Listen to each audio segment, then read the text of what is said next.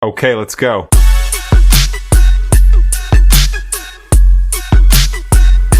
Pain is never good, and well, it could be good sometimes, but the first thing to do to increase wrist mobility is let go of this. I'm going to post in this video a couple of links to Michelle C. Smith's wrist mobility videos that are very interesting, and over time they can really improve your wrist mobility. But what I like to do is, on top of regular slow stretches, I try to contract and stretch while you're contracting. Do this a couple of minutes before you start, and once you're ready, what's really going to be important at the beginning is to start slow. So start slow to really understand what your wrist needs to do to make sure you're not making any unnecessary movements. For example, the reverse grip, reverse Obiani, most of it you can just do with your fingers. You don't have to move your wrist that much. You can move just with your fingers. So if you look closely, my wrist is not moving that much because I'm using my fingers here to push them towards my fingers here, pushing, and I'm letting the momentum do its thing. So I'm pushing, letting it go, pushing, letting it go.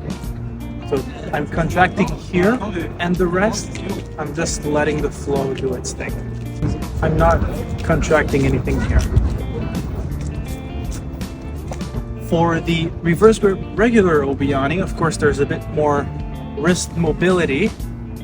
In the front, it's not bad, but at the back, this is where the main issue is going to be. So at the back, try doing this for a couple of minutes, only basic spins. Only basic spins, both direction, for a couple of minutes before doing the full thing. Do them slowly. The part that you're scared about injuring your wrist is going to be this part here.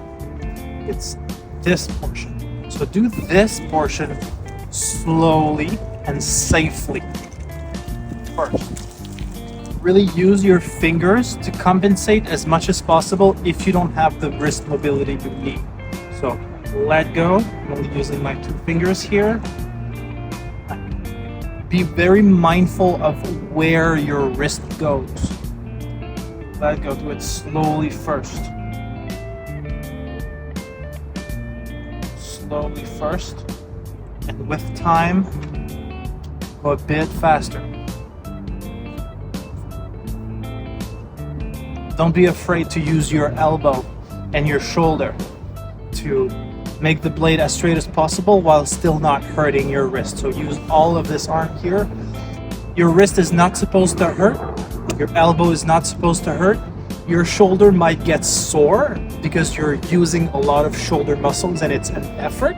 So you might feel as though you've made a couple push-ups, but it's not supposed to hurt deep in the tissue or deep in your bones.